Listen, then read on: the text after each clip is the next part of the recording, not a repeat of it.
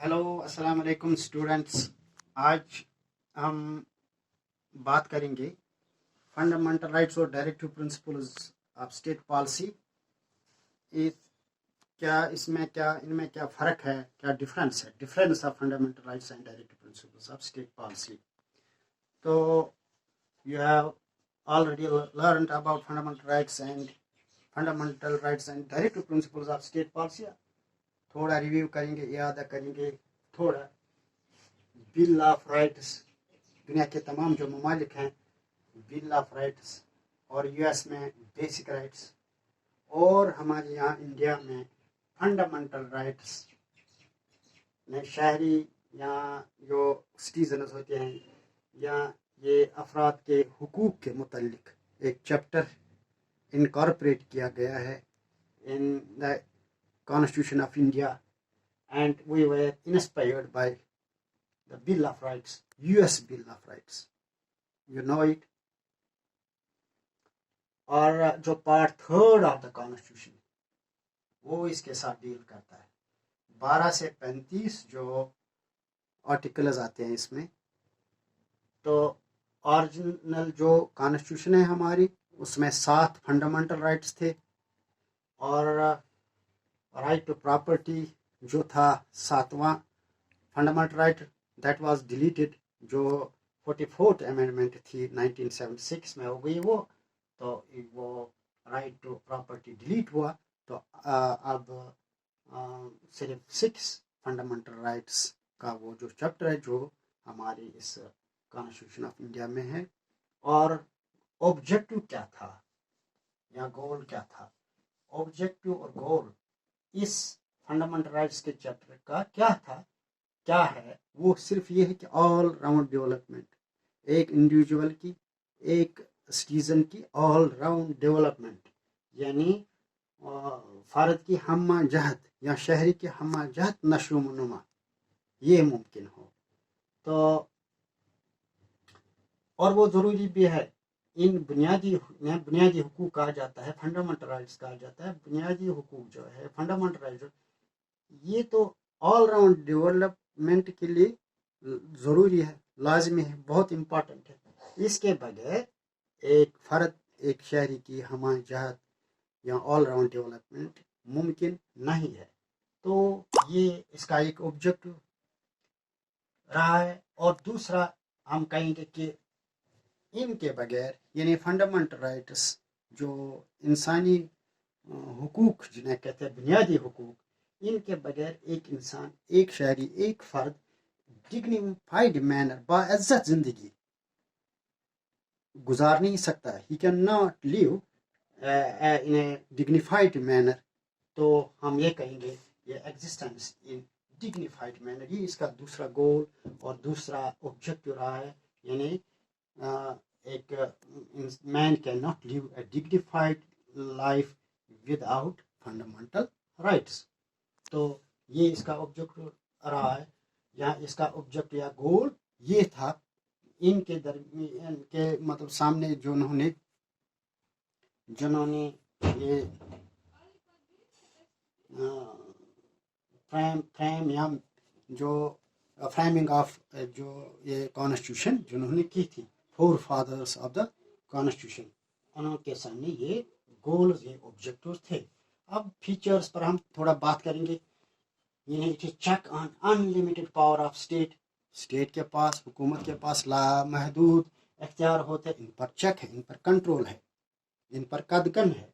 ये fundamental rights ये available against government. ये मान लो एक हथियार है अगेंस्ट गवर्नमेंट। अगर गवर्नमेंट कोई आर्बिट्रेरीली ये लॉज पास करता है तो ये अवेलेबल है कि एक हथियार, अगर वो बेतहाशा इस्तेमाल करते हैं अपने पावर ऑफ द स्टेट जो अनलिमिटेड है, तो ये एक हथियार है अवेलेबल अगेंस्ट द गवर्नमेंट। एक फर्द के पास, एक शहरी के पास ये एक हथियार है। और ये तो चीज भी, एक फीचर ये भी है कि it is not absolute. In state can impose restrictions whenever they feel it right। कि अगर वो ये देख लेंगे कि रेस्ट्रिक्शंस डालने की ज़रूरत है तो वो रेस्ट्रिक्शंस डाल सकते हैं। तो इट इज़ नॉट हम ये कहेंगे इट इज नॉट एब्सोल्यूट, और it can be suspended in emergency, emergency के दौरान ये सस्पेंड, ये फंडामेंटल राइट जो है ये सस्पेंड हो सकते हैं। These are the features. अब थोड़ा हम directive principles of state policy की बात करेंगे।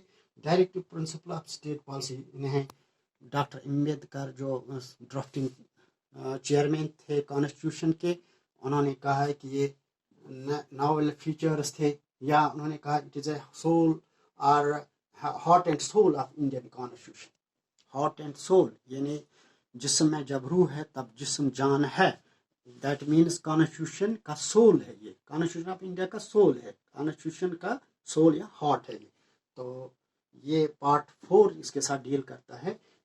36 से 51 जो आर्टिकल्स है इसमें आते हैं। And it was adopted from Ireland, या पॉइंट याद रखें, it is adopted from Ireland, और आयरलैंड ने स्पेन से ये अडॉप्ट किए थे, and we were inspired by Ireland. Or these are the ideals, or the instructions, or the guidelines that state should keep in mind while formulating policies and enacting laws, यानी कानून साजी हो या policy मुरतब करनी हो, इन guidelines, इन ideals, इन instructions को हर हुकूमत, हर state उन्हें मलहूजी नजर रखना होता है।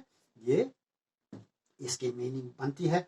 और इसके पीछे क्या गोल है, यानी directive principles of state policy. अब जब हमने ये ऑब्जेक्ट, ये गोल देखा, यहाँ भी हम इसका ये ऑब्जेक्ट और ये गोल एक जो जहन में रखना है वो यही है कि एक खास गोल, खास वो ऑब्जेक्टिव क्या था, वेलफेयर ऑफ द पीपल, लोगों की बहबूदी और social, economic and political justice, ये भी इनका ऑब्जेक्टिव। इसके पीछे ऑब्जेक्टिव है raising the standard of living, लोगों की जिंदगी के मियार को बुलंद करना, ठीक है, और प्रमोशन ऑफ इंटरनेशनल पीस और बैन अवी अमन को फरोग देना, ये ऑब्जेक्टिव्स रहे directive principles of state policy के।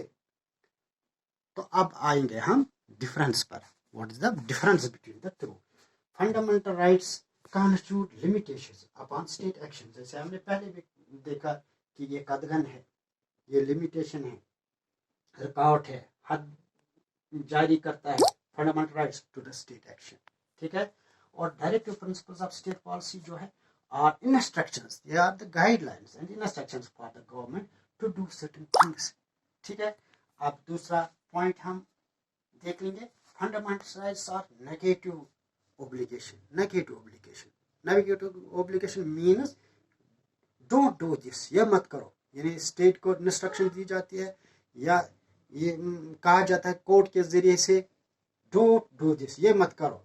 और direct principles of state policy are positive obligation, मतलब do this, ये हुआ नेगेटिव, don't do this, और ये हुआ do this, ये करो, ऐसा करो, वेलफेयर ऑफ द पीपल के लिए ऐसा करो, social, economic and political justice के लिए ऐसा करो, raising the standard of living of the people, of the citizens of the country, ये करो, प्रमोशन ऑफ इंटरनेशनल पीस के लिए ये करो, ये directive principles of state policy. तो हम इसे कहें कि पॉजिटिव ऑब्लिगेशन है। तो fundamental rights are concern with political justice, ठीक। Directive principles are concern with social and economic justice, समाजी और इक़्तिसादी जस्टिस, इंसाफ फराहम करना, ये हुआ directive principles of state policy का ये मकसद। और ये है कंसर्न विद पॉलिटिकल जस्टिस, इसका कंसर्न है सियासी इंसाफ। अब फंडामेंटल राइट्स आर जस्टिसेबल, खास बात, ये जस्टिसेबल है, enforced in court of law, they are enforced in court of law if they are infringed, if they are denied, if they are curtailed, we can go to the court, हम court का दरवाजा खटखटा सकते हैं। लेकिन इसके बरखलाफ जो directive principles of state policy, अगर if they are not provided, we cannot go to the court। अब लास्ट पर हम देखेंगे जुडिशियल एटीट्यूड क्या है इन दोनों के दरमियान। हम एक یہ جوڈیشل ایٹیٹیوڈ جو اس کے ساتھ ہے، فنڈامنٹل رائٹس اور director principles of state policy, اس میں کبھی کنٹراورسی ہوئی، کنفلکٹ ہوا، یہ پریویل کرے گا، وہ پریویل کرے گا، اس کی اہمیت زیادہ ہے، اس کی اہمیت زیادہ ہے، کس کی اہمیت زیادہ ہے، یعنی یہ پارٹ تھرڈ کی اہمیت زیادہ ہے یا پارٹ فورتھ کی اہمیت زیادہ ہے. یہ سپریم کورٹ میں کئی کیس آئے وقتاً فوقتاً، اور سپریم کورٹ یا کورٹ کی مختلف ڈائریکشنز آئے، مختلف ورڈکٹس آئے. تو ہم دیکھیں گے کہ کہتے ہیں کہ 1951 میں ایک رولنگ آئے سپریم کورٹ کی طرف سے چمپاکن دوراجن کیس میں، ٹھیک ہے. وہاں وہ سپریم کورٹ کی رولنگ کیا تھی؟ وہ یہ تھی کہ فنڈامنٹل رائٹس آر سپیریئر. یہ 1951 آپ یاد رکھیں، 1951 میں کہ fundamental rights are superior, Supreme Court کی رولنگ آئی، and director principles of state policy جو ہیں وہ آر سبارڈینیٹ ٹو اٹ.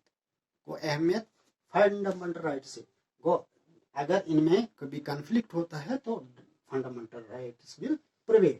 تو direct principle of state policy could not override fundamental rights. This was the ruling of Supreme Court in Champakam Dorairajan case. ٹھیک ہے، یہ Supreme Court ruling in 1995.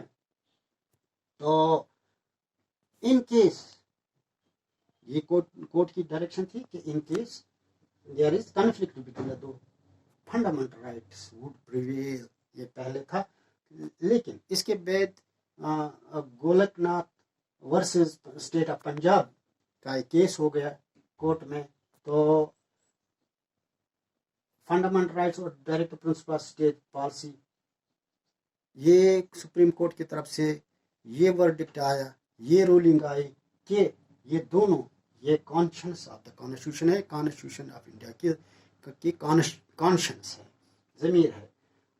One supplements the other, ایسے rolling تھی کہ one supplement, دونوں کی اہمیت ہے. ون سپلیمنٹس دا ادر، جیسے ایک بچے کے لیے ماں کا دودھ ضروری ہے، اس کے ساتھ ہم ہارلکس دیتے ہیں. ون سپلیمنٹس، دونوں نشو نما کے لیے، دونوں بچے کے نشو. اسی طرح سے جو فنڈامنٹل رائٹس اور direct principle they are supplementary اور کمپلیمنٹری ٹو ایچ ادر، اور they have to be balanced. They should go hand in hand.